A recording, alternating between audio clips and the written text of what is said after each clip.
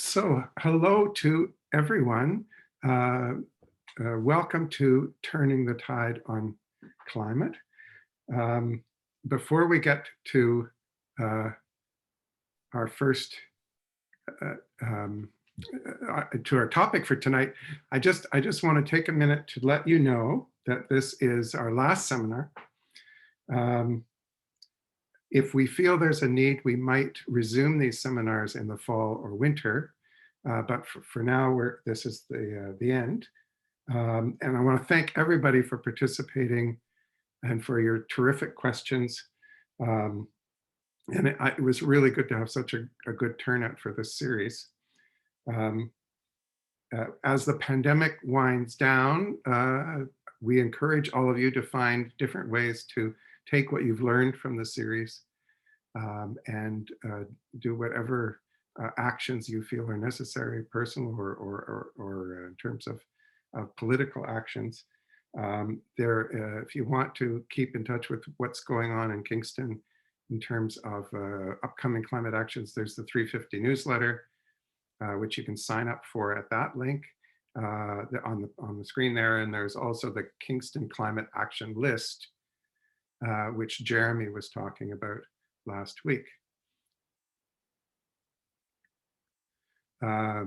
As we always do, we recognize that Kingston is situated on traditional Anishinaabe and Haudenosaunee territory. We acknowledge that settler colonialism remains a problem today, as it has in the past, and that it has a strong link to the whole discussion of climate change. Now, I just found out, this is our speaker tonight, who I'm pleased to introduce. Just found out that the house in the picture behind him is actually just north of Sydenham, very close to us. And it's the house where Greg lives. In fact, I believe he's speaking from there tonight. Anyway, Greg Allen is an award-winning designer, builder, community planner, inventor, researcher, manufacturer, policy advisor, university level teacher, community activist, and environmental consultant based in Toronto. He has been one of the primary proponents and most passionate advocates of sustainable design for over 40 years. And he is currently a senior associate at River Court Engineering in Toronto. Welcome, Greg. Thank you, Clark. Now I'm going to stop sharing. And you go ahead and you can, I think you can share your screen. Okay.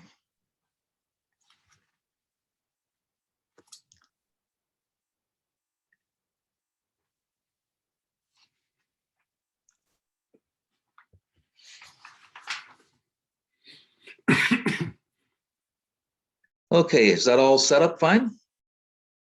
That looks great. All right. So I'm going to talk about what constitutes a zero emissions building and what I think our primary focus needs to be if we're going to stand a chance of meeting our ambitious targets of 1.5 C.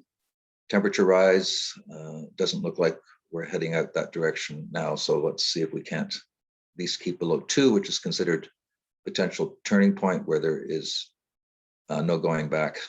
It'll be runaway climate change. So we've called it an emergency, but I haven't seen a lot of demonstration yet that we've really gained momentum.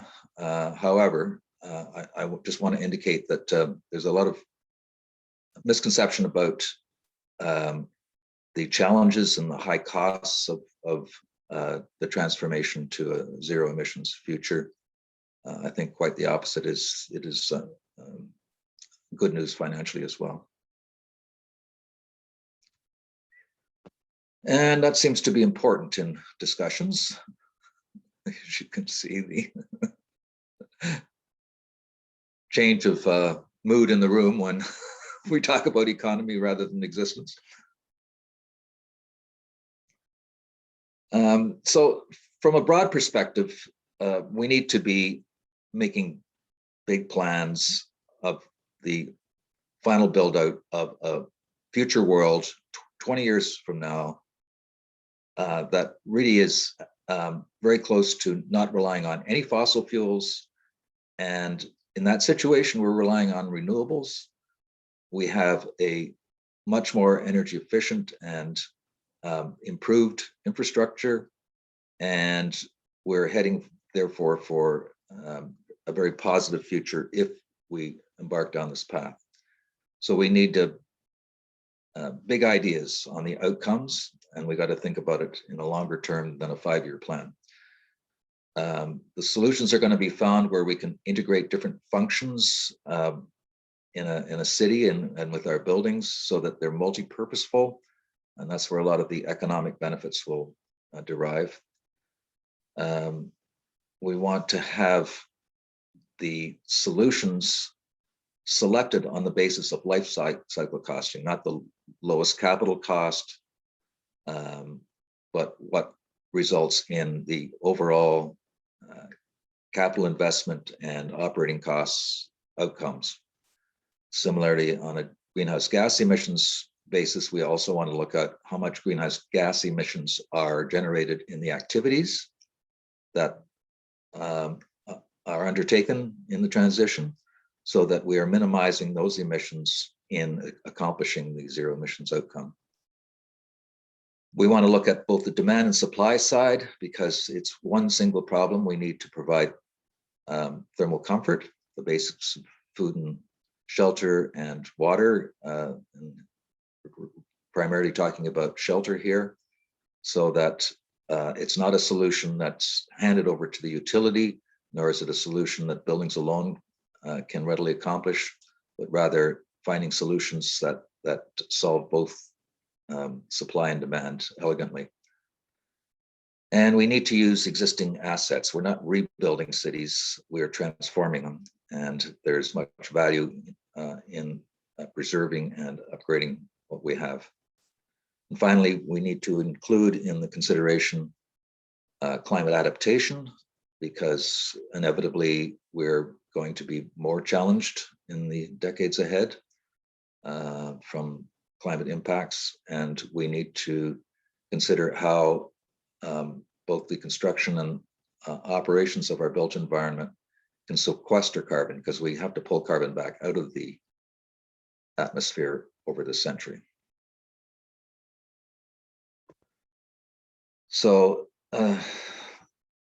for most people that I've spoken with, there is a pessimism about the doability of this. Certainly amongst politicians, they're not getting a handle on how it can be done and why it doesn't cost the world to do it. So achieving 100% renewables in energy supply is not that difficult to conceive of. We can do that on a local level, and we can use energy storage to replace the gas-powered plants that make up the difference when the renewables aren't sufficient. And we can replace the nuclear plants that are going to be decommissioned over that period in any regard.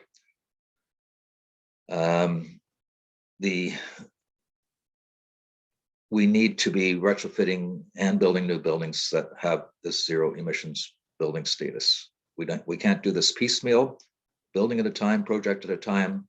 Every opportunity has to be taken that we have buildings that are not obsolete at their outset, but ready for the future. And we need to appreciate that this is a all hands on deck undertaking, that it will be full employment, meaningful jobs in our local communities with the skill sets that we have. So it's a prosperous future if we embark on the path to the transformation.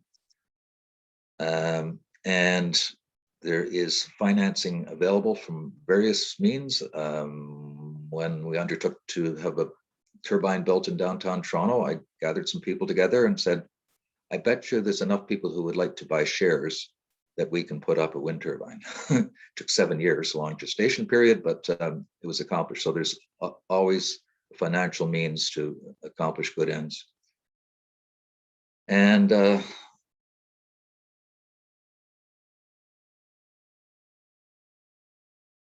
the next item that I want to emphasize is that we talk about CO2 as if that is the only really important greenhouse gas. Well, the second gas in the list of global warming potential contributions is methane. And methane has been growing much faster than carbon dioxide.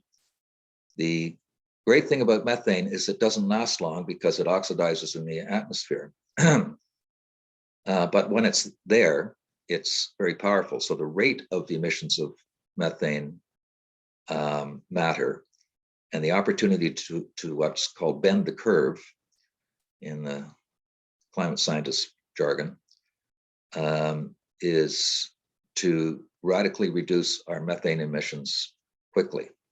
So the image on the left-hand side shows where we're heading and where we need to move to. The only plausible solution to stay within 1.5 C is to start eliminating methane aggressively now.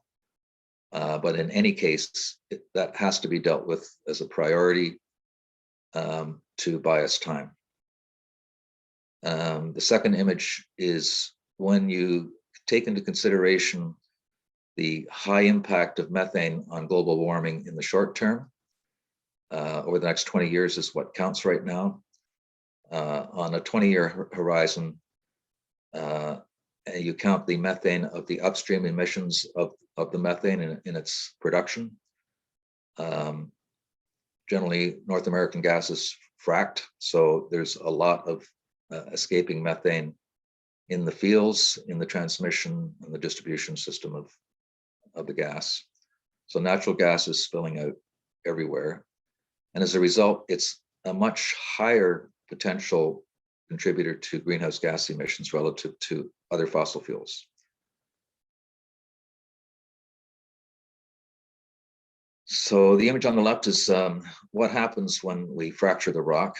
It can fracture the overbearing rock and lead to emissions that continue for 100 years or more, leaking out after the wells have been abandoned. So it's not just in the production phase, in the post-production phase that we're getting large contributions of methane into the atmosphere. The image on the right is a comparison between the way that we have typically measured the contribution of methane versus where we only look at the CO2 contribution. This is for the town of Perth. When you take into account natural gas role in contributing to the greenhouse gas emissions, it turns out to be 80%, and then the electrical sector is the other big contributor. So 90%, which is mostly used for buildings. So 90% of the energy loads of our buildings contribute to GHG, 90%. So we pay a lot of attention to the automobile, but we're missing an order of magnitude larger issue.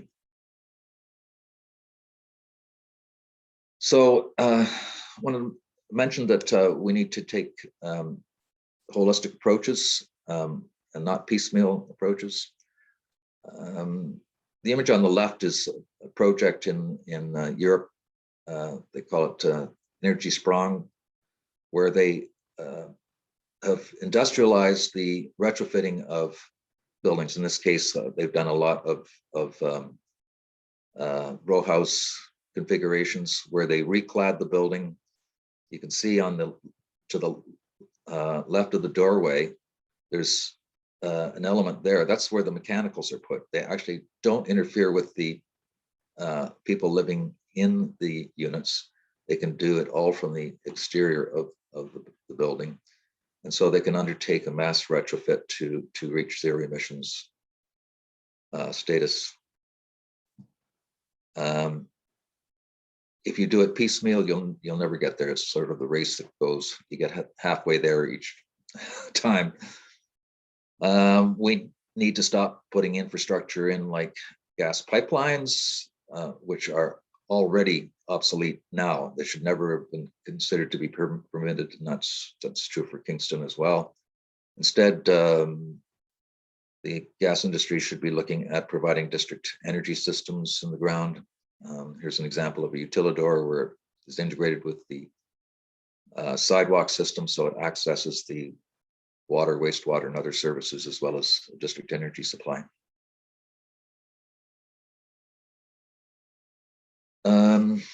Now, how good can we get at the energy efficiency side? Because we need to reduce the loads if we're going to get sufficient electricity and the delivery capability of the electrical grid to meet the new loads that are going to be imposed on converting from gas to electricity.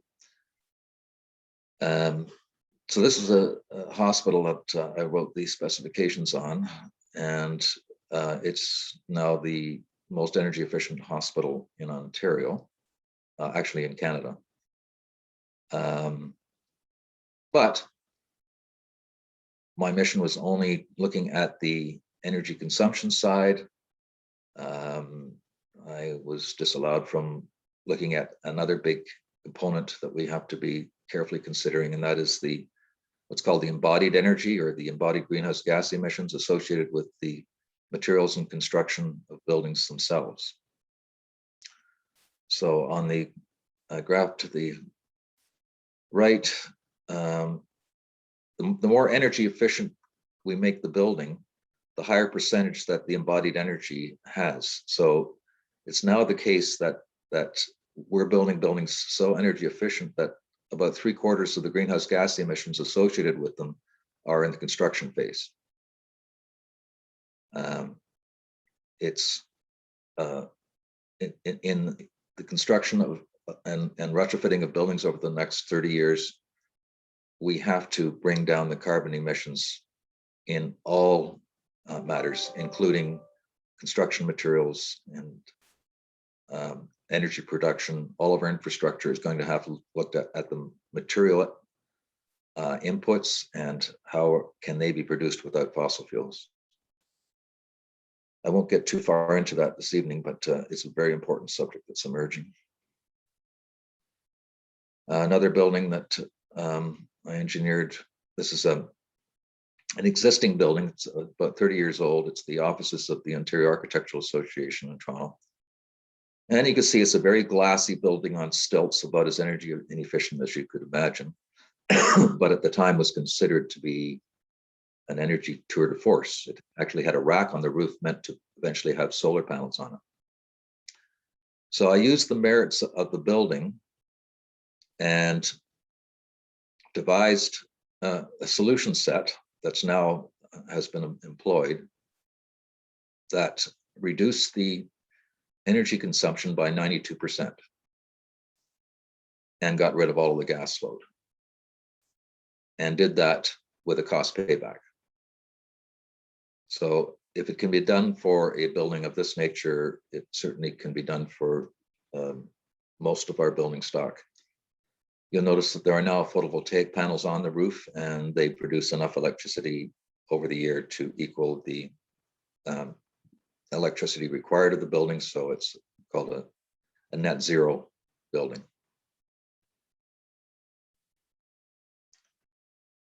The means that we can do this, there's technologies that need to be advanced rapidly. It's not that they're not available, but they're just not readily available in Canada. Vacuum windows have been around a long time. I held my first pane of glass that was a vacuum glazing in 1975. They are used in Europe, they're used in the Middle East, they're used in Japan, and they're made in China. And nobody in the industry wants to move quickly towards their adoption, but essentially you've got the equivalent of a vacuum bottle. It has a low emissivity surface and a vacuum between the two glazed layers. And as a result, they're 4 or 5 times more insulative than the triple glazing windows that we've been using for low energy houses. They also have less embodied energy. It's only 2 panes of glass and no gas in between. The image on the right is the construction method that can be used for retrofitting panels, etc. You can have carbon impregnated, as charcoal impregnated board that has high insulation values, low energy content. They're actually using foamed wood now as an insulating material. So there are products that are coming into the market, but in Canada, unless there's some impetus on the part of the designers or impetus on the part of carbon pricing, we're not seeing a rapid enough availability of these products and use and widespread in the building industry. Windows count for a lot. They're not only large heat loss elements of a building. Some building types, virtually all of the losses are associated with the windows, but they're also the reason that we have such high air conditioning loads. Because in the summer with the hottest weather, it's not so much the heat that's transferring through, but the solar energy that's in excess of what the building needs. And so drives the cost of mechanical systems up and the peak cooling demand for on the electricity grid. So there are windows now that you may have seen in between the glass Venetian blinds that can be automated. The image on the right is something called electrochromic glass, which it can be turned very dark, in fact, pretty much opaque, all the way up to full light. So you can tune the glass. In large commercial buildings, this would be done automatically so that the solar gains are avoided. It turns out to be very cost effective because of the reduced size of the cooling plant in the buildings. We miss a lot of critical issues. We think about heat loss upwards for our attics or through our walls, but in a lot of building types, we have masonry that goes from the inside to the outside of the building. And these are balconies. The red glow is, as you might suspect, high temperature. So the heat is just pouring out like radiators on a motorcycle. These can be solved with thermal breaks that can be inset, or in some cases in a retrofit, balcony enclosures. So there are solutions to what has been one of the most unfortunate wastes of energy that we ever conceived of.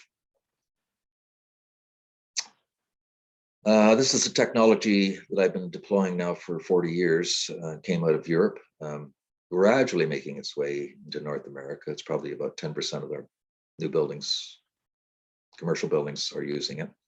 It's called displacement ventilation. So this is on the left, a picture of a lab. And what they're doing is injecting smoke to see where the air moves in the building. So it's to replicate, what you're seeing is smoke is actually replicating fresh air. So fresh air comes in at low velocity at the ground level, at the floor level, and then it will be drawn to a heat source. So in general, it's people that are the heat source in the space. So that fresh air goes to the person and then transfers up over them in a thermal plume that then goes out at the ceiling, so that the heat from the person, the moisture from the person, and the contamination, this applies very much to control of infectious spread in buildings. So it actually gives you fresh air directly to you and doesn't exchange it. It isn't mixing the air, which is what's most commonly used. Turns out to be cheaper or energy efficient and much better ventilation and comfort altogether. So I'm using that in a hospital I'm working on right now, and it's being costed, and it's already demonstrated that it has reduced the mechanical loads by about 90%. So readily available, no additional cost, technology waiting to be adopted. The image on the right is called computational fluid dynamic modeling. So this, I've applied this technology to a very low-cost solution where we deliver the fresh air into an atrium space, and then each office automatically draws in air depending on the occupancy. So it's a self-ventilating building, and it only moves significant air through rooms that are occupied. So it's a further enhancement of the efficiency of displacement ventilation. This just illustrates, I won't go through the math, but basically with good windows and wall, with solar controls on the glass, and with heat recovery on the ventilation system, there is essentially no heating or cooling load. Just the ventilation air is sufficient to supply the cooling load, and the gains from the occupancy and solar gains through the windows in the winter is sufficient to maintain comfort in the building. So essentially, you don't need a large heating plant. In fact, you hardly need a heating plant at all, or a cooling plant for that matter. Now, one of the biggest electricity loads in most larger buildings, it is the largest single load. In a hospital, it's a hospital I'm working on it. It's about 2/3 of the electricity load of the building, and that's to blow the air around the space. If you are able to reduce the air required, and displacement ventilation allows you to do that, the impact is that it's the power required to blow the air is proportional to the cube of the air volume flow. So if you half the air volume flow, you have 1/8 the required power to move that air through the same ductwork. There are many things that we can do to reduce other losses through the ventilation system, and I have not yet seen a building where I couldn't reduce the highest electricity load in the building, the fan energy, by over 90%. And now I think people will probably be interested in, so how are we going to heat after we've done a good retrofit of the building? And there will be domestic hot water heating and some space heating and some space cooling. For a friend of mine, I developed a system for his 200-year-old house.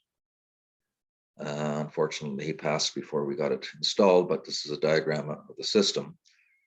And it basically is a heat pump that extracts heat from the wastewater leaving the building, and it stores heat in paraffin, and it stores cooling in ice.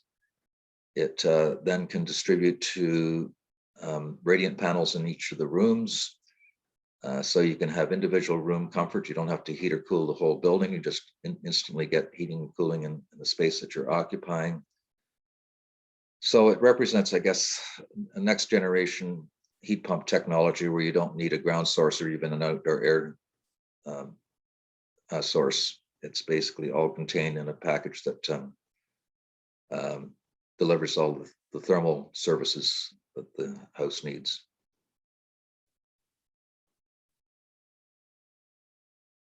Now, in larger buildings, you can use that wastewater heat recovery system to provide all of the heating and cooling loads. So basically, you've got wastewater leaving the building. You can, when you need heat, extract heat out of it. And when you're needing cooling, you can inject heat into it. This can be done on a large scale. In fact, the first large scale application was the Olympic Village in Vancouver, which uses it to heat the whole village with a heat pump based on the sewer lines. So it can be used at any scale, and again has a very cost-effective impacts. It is more efficient than the air source and ground source heat pumps. So altogether, a better answer. So buildings are also often useful sites for integrating renewables. And I think we're pretty familiar with how many houses have got rooftop PV panels on them. It's not necessarily the most important thing to have them on each building. In fact, it's less expensive to have large fields of them or put them on large buildings like arenas and then share in the electricity generated than to have each building trying to get a bit of the sun exposure turned into electricity. But there are synergies that can be achieved nonetheless on buildings. So on the image on the left is a greenhouse. Greenhouses could be the tops of buildings in the future that I would like to see. They would be. But this photovoltaic system only absorbs the green spectrum of the solar radiation, so that the greenhouse still, plants don't use green, that's why they're colored green, so that it doesn't affect the photosynthesis of the plants, but converts the otherwise excess solar gains into electricity. On the right-hand side is another example of building integration where the ridge of a building, the product is called Ridge Blade. It's a rotary, looks like a rotary lawnmower, but it's actually a wind turbine that takes the accelerated air over the top of a building and converts electricity that way. Of course, in Kingston area, we are awash in renewable resources. We're quite aware of the skyline. There's enough nearby wind power to satisfy most of our electricity needs alone. The solar farms are numerous in the area. I would like to see them, if they're going to be deployed, integrated with agriculture so that actually sheep do well, because the vegetation grows healthy under the semi-shade of the solar farms, and the sheep do a good job of keeping the plants down from so they don't have to be mowed. So there are synergies across the board. Even the flow of the St. Lawrence is an untapped potential. And of course, there's a fair amount of biomass available in our area. That's why I'm wood burning here. So the other important thing that can happen at a building level to get us to zero is to deploy energy storage. It can be in the form of heat and cold, as I've illustrated, or it can be in batteries.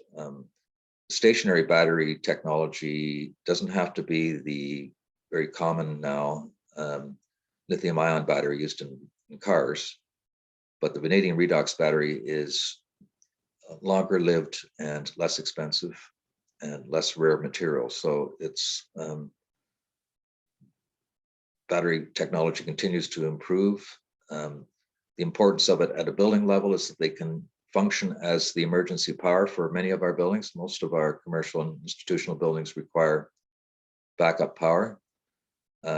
So it can serve that function, but at the same time, it can be dispatched so that the electrical grid operator can say, I need electricity on the grid now, otherwise I'm going to have to fire up a gas-fired plant. And you can sell that electricity at a premium back to the grid at those times. Likewise, when we have an excess of renewable energy that is currently spilled, we shut down wind turbines and have water go over the dams. Because we have too much electricity generated, it can go into storage and rather than being wasted. Your vehicles can be operated in a similar fashion so that your car is connected to your house load or building load. At times, it can be putting electricity back into the building, and then at times when there's surplus electricity, can be charging the vehicles. So they're like a mobile battery storage system. Don't tell Tesla this, but they offer free electricity if you buy a Tesla car. I could bring home not only the bacon, but the electricity. I can plug my house into my car and operate it for 3 days and still have enough to get back to town.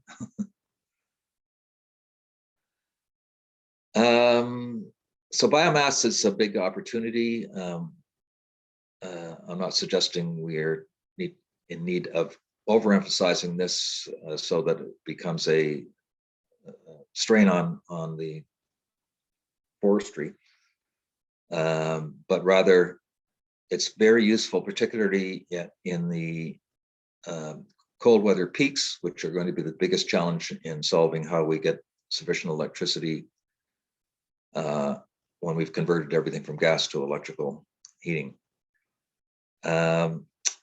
It can produce electricity and heat. So in a cogeneration plant with a clean combustion technology, you can produce a lot of power while serving a campus. So in this case, it's the UBC campus. It could be Queen's University. It could be the hospital campus, various complexes like that. It doesn't run all the time. It runs when the grid needs to have power that would otherwise be supplied by natural gas. So this can be a very important peaking facility built in that also provides that emergency backup power. I mentioned at the outset, we need to be thinking about future-proofing for climate change. And as I think we're aware, the power is going to be off more than it has been in the past, and that's pretty catastrophic when it does come offline. So having the capacity of a municipality or local area or even a building to be able to operate while the power is down for several days is a life and death issue. And just as a last point, I'd mentioned agriculture. I think that we need to be relocalizing our food production, our supply chains, and the availability of food from drought-prone areas like California. I think is going to compel us to get much more serious about not only revitalizing our agricultural sector, but to be considering the rooftops of our buildings and cities to be farms of the future. Again, there's great synergies to be had. This is a project on the left that envisages a new development in downtown Toronto with a large greenhouse and growing on the roof. In fact, in Toronto, it's mandatory to have green roofs, so they may as well be food producers. The one on the right is in Montreal, and this Lufa Farms. They're targeting to produce most of the fresh produce for all of Montreal on the rooftops of the flat warehouse buildings that are all over the landscape. And they've already produced now three operating rooftop farms. So, as they say, that's food for thought, thought for food. And I'll open it up to questions. That's great, Greg. Thanks very much. Jude's going to take a look at the chat and see what questions people have been asking. It looks like there've been a number of questions already posed coming out of your presentation. I guess you mentioned something that I'm particularly interested in, and I'd like you to just talk a little bit more about it, which is embodied emissions. I'm just very aware whenever I'm involved in any kind of a renovation project or anything like that, there seems to be an awful lot of cement and various foams and styrofoams and plastic things and all sorts of stuff that gets ended up being put into a building. And I'm just wondering if you could just comment a little bit more about how are we going to get around this, get building materials that are actually not carbon intensive. Okay, well, folks in Kingston sit on limestone. Limestone is burnt to drive off the carbon dioxide to make it into cement, Portland cement. Portland cement is then remixed into aggregate, and that is our concrete, and it represents 7% of the greenhouse gas emissions worldwide. So it's huge. If you consider that 100 years ago, our buildings were made with limestone and they stacked them. So there may be some solutions that we already are quite familiar with. Why turn it into cement? I mean, it's a wonderfully plastic material to work with, so you can make all kinds of forms, but so is stone. There are cement alternatives that have been developed, that some of which are even carbon sequestering. They actually take CO2 out of the atmosphere and reabsorb them. I've seen a brick product that's available that is made with the same bacteria that's used by shells, aquatic shells making. There's a lot of things that can be done as alternatives to our poured cement, a universal solution to building. Many architects are now adopting what's called cross-laminated timber, which is going back to smaller pieces of wood, but laminated to make heavy timber structures that have been built into 30-story buildings, earthquake zones. Anyway, again, familiar in buildings that were done over 100 years ago, in the warehouse buildings, et cetera. That's coming back, and that sequesters carbon as long as it's sustainable lumbering that's done to yield the material. Foams could be used sparingly, because it is rather handy to do the tricky retrofitting sealing with foam in small quantities. So for the big jobs of higher insulation levels and boards, there are products like rock wool, which are fairly low embodied energy. I've seen products coming down the line that are foamed wood. So it's a foam that starts as cellulose, and so there's work being done in everywhere in the world on trying to find ways of not only making zero emissions product, but making product that stores carbon. So if you can get storage to be profitable, then we have a really winning formula for carbon sequestration. But yes, it's a very important issue. Not enough has been done to emphasize it. The building industry is relatively unaware of the alternatives.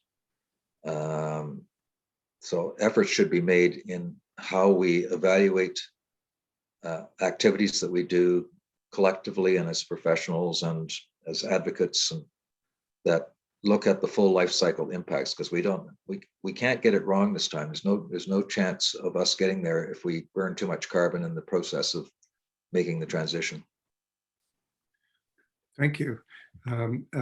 Just why don't you stop sharing your screen so we can see you? Yeah. And a little bit better. And I'm just going to hand it over now to our co-host, Jude Larkin, to read or ask some questions and read some questions from the chat. Okay. Thank you, Clark. Yeah, I think there's some good questions here, because it's often a puzzling thing as to how we can change over to a new methods of heating. So let me start with, can you comment on the buildings proposed for Ontario and Queen Street blocks with respect to the need for transforming cities that you say we need? So you're talking about a particular development that I'm not into Kingston that often. So where is this located? Are they new multi-residential? Yeah, talking about the Capitol Street building. Oh, okay. What should happen with buildings like that?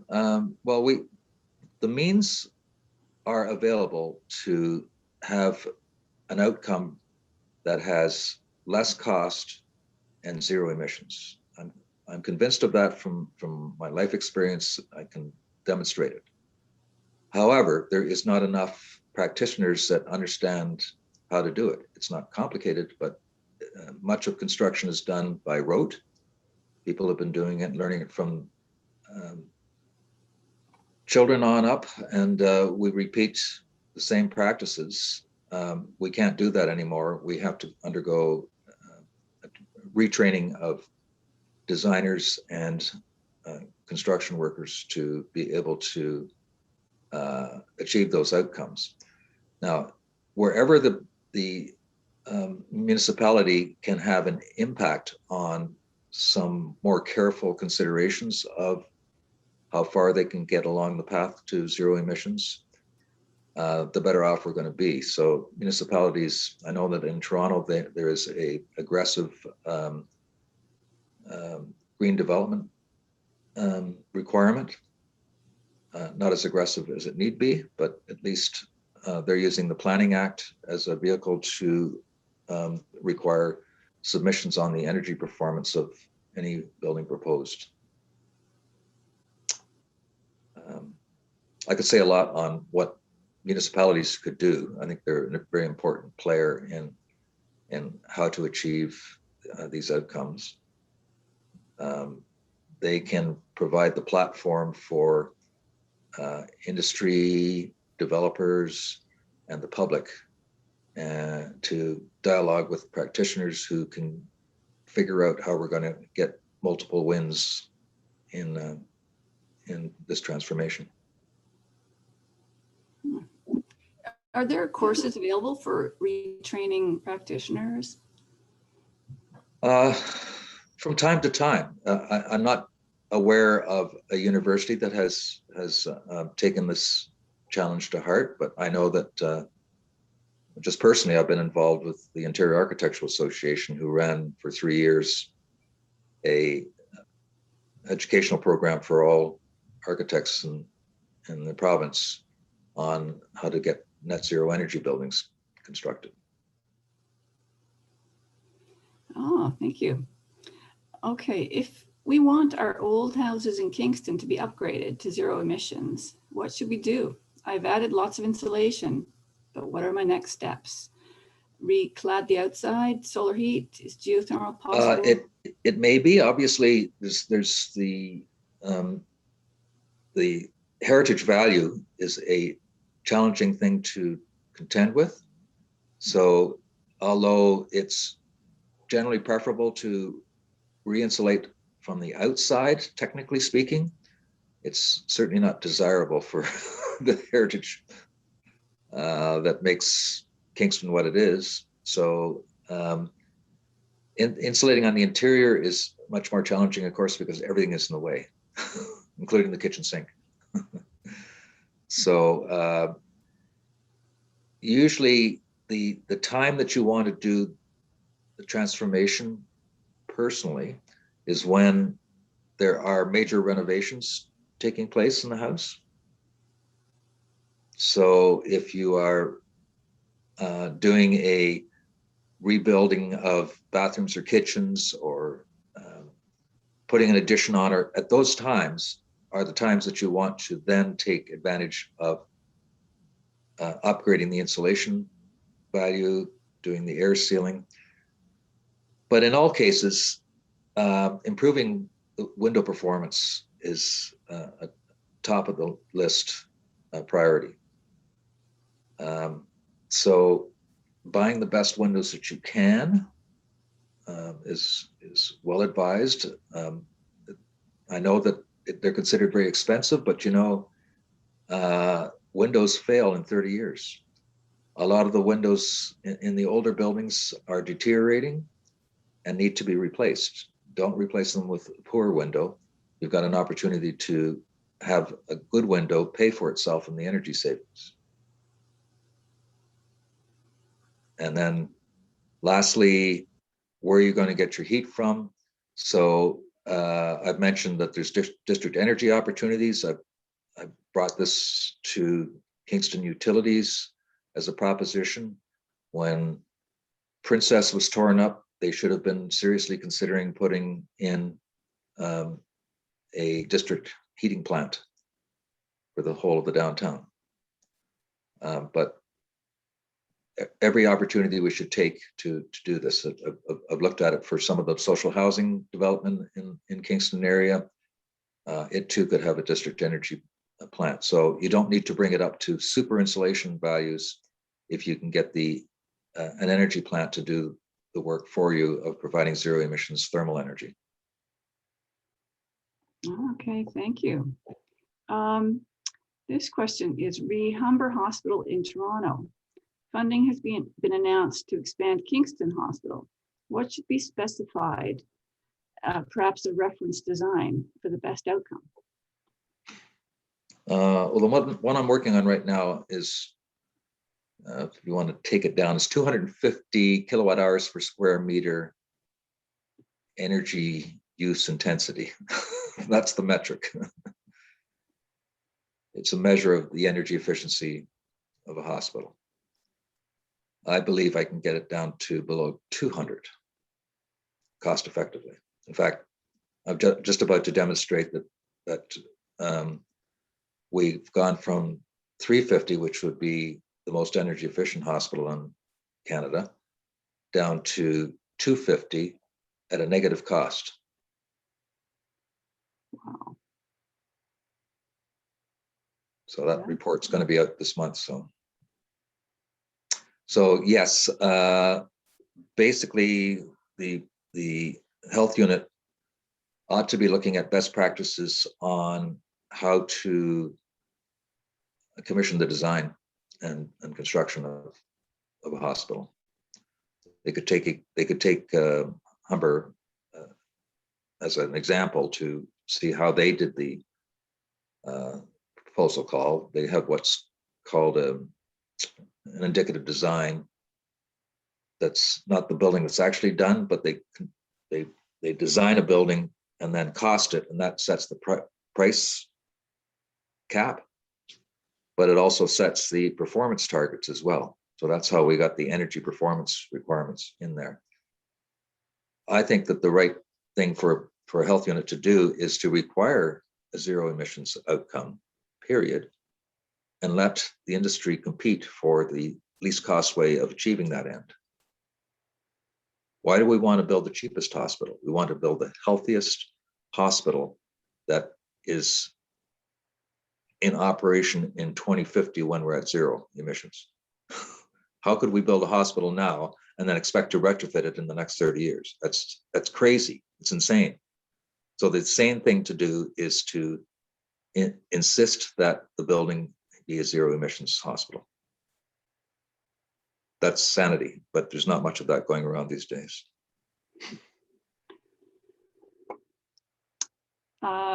Here's a question about Kingston's housing crisis. How can we appeal to those suffering during this housing crisis to get on board with zero emissions buildings?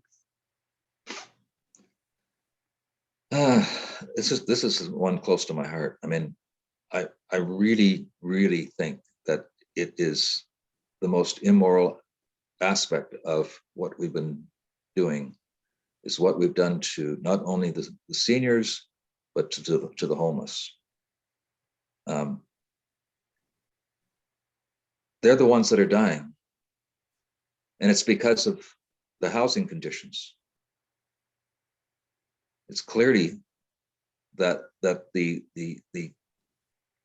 needed shelter is not being provided adequately for these individuals that are dying. So we need to provide those solutions. Now, I don't know, I know that there is a housing crisis. I know that there's also a drug addiction crisis.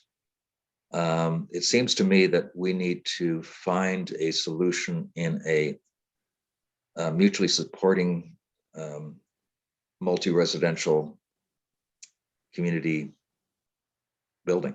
I think that we need buildings that aren't just cells to be put into, but to be neighborhoods of mutual support. I don't know whether there's any appetite for such ventures, but that's what I think needs to happen.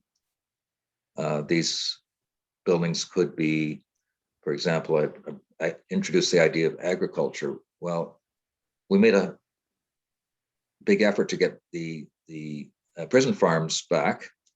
I don't see why we can't have communities of households that have the ability to grow on their property, on the rooftop, or even surrounding a court, even an atrium courtyard, to grow their own food. I think that seniors should be more integrated into communities until such time as they need more than what can be delivered by an itinerant nurse, so that the communities themselves support the elderly. That's how I was raised. Is you take care of your grandma and grandpa, or the old folks down the road, you cut the lawns for them, or all of that was what good neighborly practices were, and the elderly lived as long as they could in their homes. And I think that we need to create housing forms that support that multi-age mutual support identity of neighborhood. That's a lovely phrase, mutual support neighborhood. Yeah. Okay, what kind of legislation is there to require builders to build more consciously in the manner that you've described?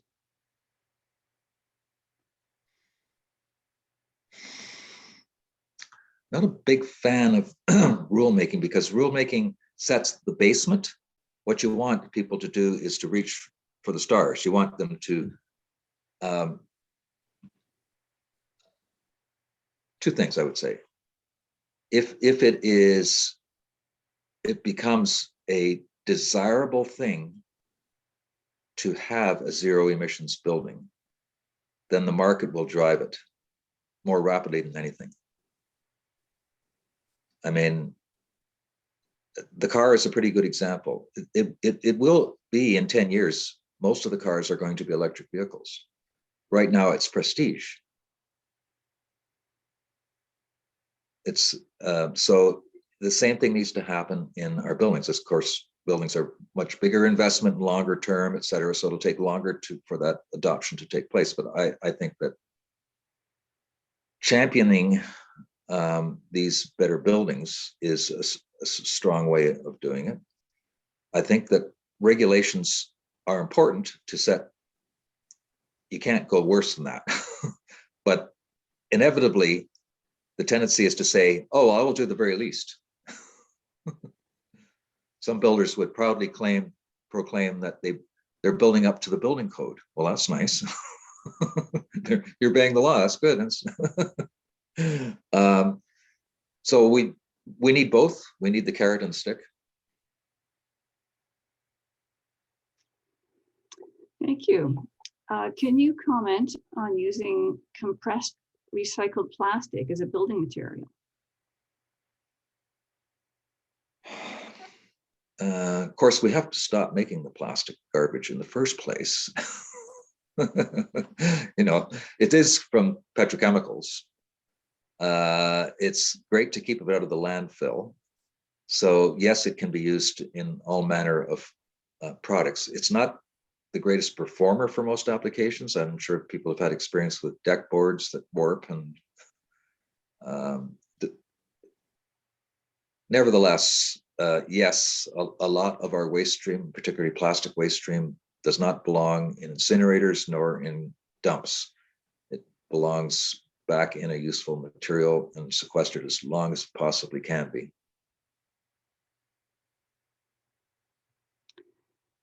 Now, Clark, we've got 5 or 6 more questions. Shall we keep going for a little while?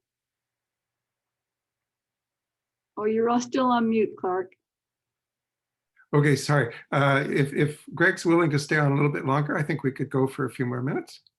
Sure, I see Anita there. I know Anita. Hi. She's muted. Yeah, she's muted. Yeah.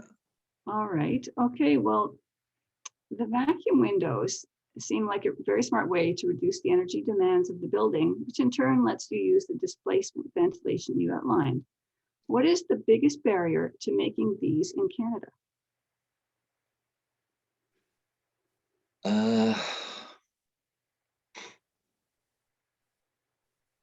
Well, I'd start by saying that Canada has never been very good at championing its own entrepreneurial innovative industries. We like to be in second, third, or fourth place, but never leaders. So it's part of our culture. That's a barrier to getting these better products into production in Canada. In Quebec does a better job of this, and a lot of better products that, particularly from Europe, are coming in by production in Quebec. One of the barriers for the vacuum insulating glass is, of course, the glass industry. The insulating glass industry is self-interested and puts the rules down on code requirements for glass. So government intervention would be helpful in having the industry come to the table and say, we need to move more aggressively on insulating glass. We want to see barriers removed from innovations, particularly ones that have been well developed in other countries that are not reaching our shores. There's no reason that manufacturing plants can't be set up in Canada. There's enough glass market here. There are lots of sealed window manufacturers and lots of glass producers in Canada. So I don't see any constraint why we can't be producers, other than our mindset and rules. Can you comment on the use of mycelium to build buildings that are ultimately compostable? I can't, but I know what that's about. I'm very interested in the capacities of the fungus among us to achieve all kinds of miraculous product. Yeah, I'm keeping my eye on bio-based new construction products, but I haven't seen the one that's being referred to. Is there any feedback that I can get on that? Well, Barbara could put something in the chat window. I'll let you know. Okay. Okay, the next question is, could you comment more on heat pumps? For our rural church, we are looking at installing some of the new cold weather heat pumps, good down to -30, which should enable us to cut out the use of furnace oil altogether and cut our energy bills by 50%. Yes. Yeah, I can. Yeah. So yes, cold climate heat pumps using outdoor air have come a long way, and they still are challenged because on the coldest day, when you have the most heating required, their performance goes down, so they're less efficient and they have lower output. So often they're backed up with electric resistance heating. Now, the problem with that solution is that the electricity grid is going to be challenged to meet that winter peak, which happens across the province at the same time. So although the air source heat pump is a good solution, an affordable solution for applications like this, what we would need to accompany that is a backup. And so it could be a backup that's a fuel, but a biofuel. It doesn't have to be operating more than a few days of the year, but it makes a big difference on the impact on the grid that those devices will cause. So if it were a pellet stove, I mean, in fact, it's not a bad idea to have a secondary heat source that doesn't rely on electricity. You only need to have 2 days without power and all your plumbing freezes, and the cost of fixing that problem is more than the cost of having backup heating plant. Okay. Please tell us more about advanced glazing products. Okay, so I've mentioned two. The vacuum insulating glass, which is basically, it's got little micro dots that hold the glass from touching each other, so it's very thin. Its one disadvantage is that the edges lose a fair amount of heat. The center of the glass is very, very insulative. The edges, not so much so. They need to be buried in the frames. I've also mentioned the electrochromic glass, which can be tinted automatically to suit the conditions, whether you want the sun to come in or where you don't want the sun to come in. And that helps to regulate the overheating or overcooling, or contributing to the heating load. There's also thermochromics, which are less expensive and do that automatically so that they darken when the sun is on them in warm weather. There are more available triple glazed windows. The best that I've been able to spec has R9 for those who know what R values are.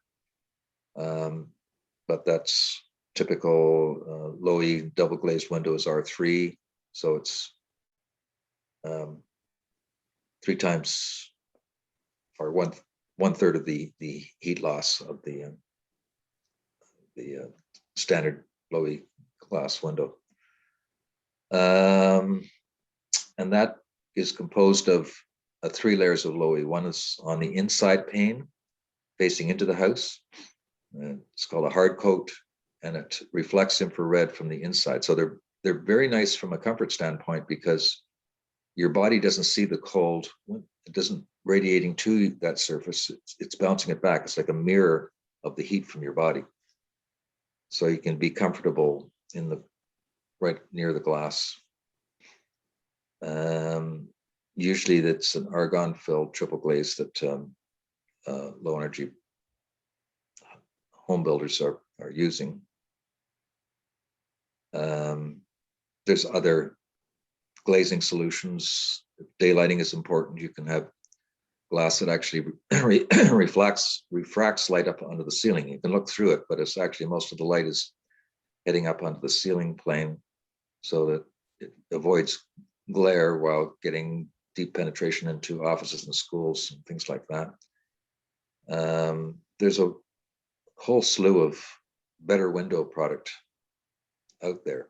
Frames, I typically specify fiberglass frames because you can get insulated core fiberglass. They last for a long, long time, and so are lower edge losses. But there's a lot of product out there. Thank you. Okay, what can be done by homeowners when needing to put on a new roof to improve insulation? This is as in putting on new shingles, I'm assuming. I'm assuming. Yeah, I mean, if it's a typical gabled roof, you're insulating at the ceiling level. If it's an attic condition, then you would be going in underneath to insulate. If it's a flat roof, you could insulate from on top. So I would suggest let's say we're talking about an attic situation, you would use rock wool bats on the inside, do a very good job of air sealing and vapor proofing the underside of the joists. And then I would add insulation on top of the deck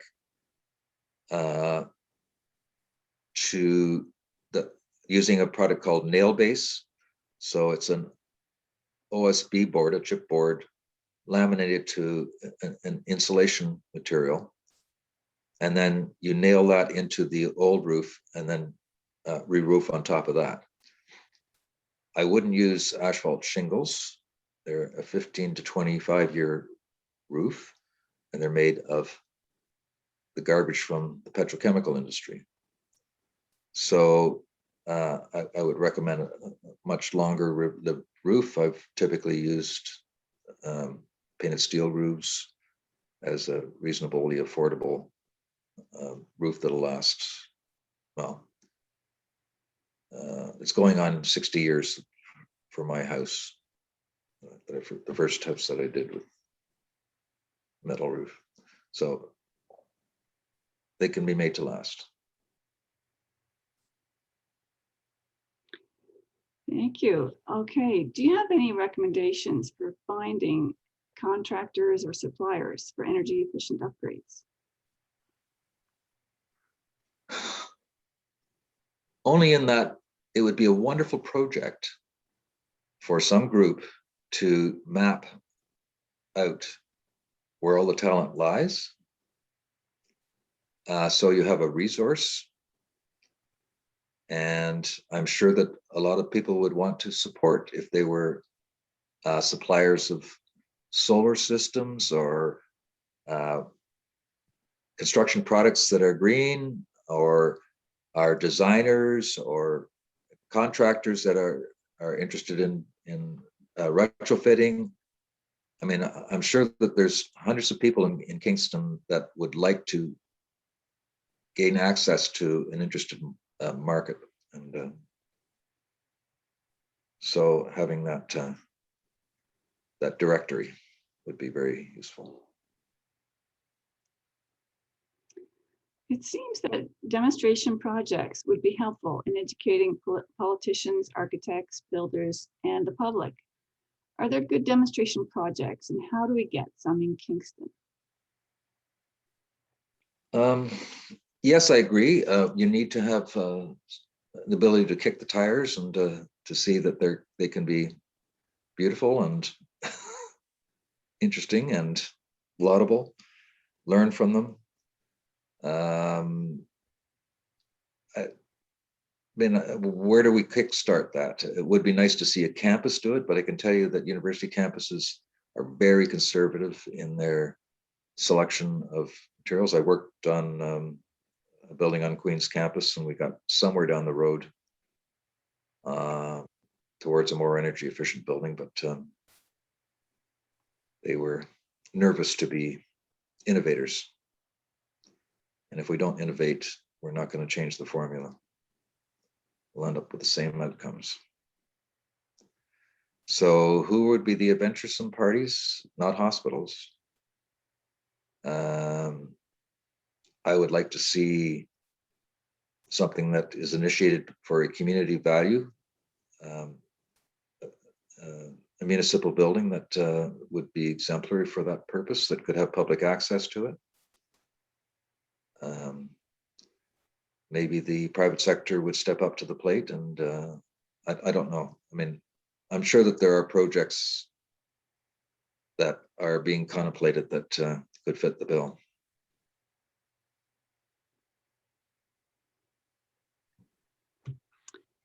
Anita says, hi, Greg. And Hi, Anita. Long time. Will that foam made from wood be available soon?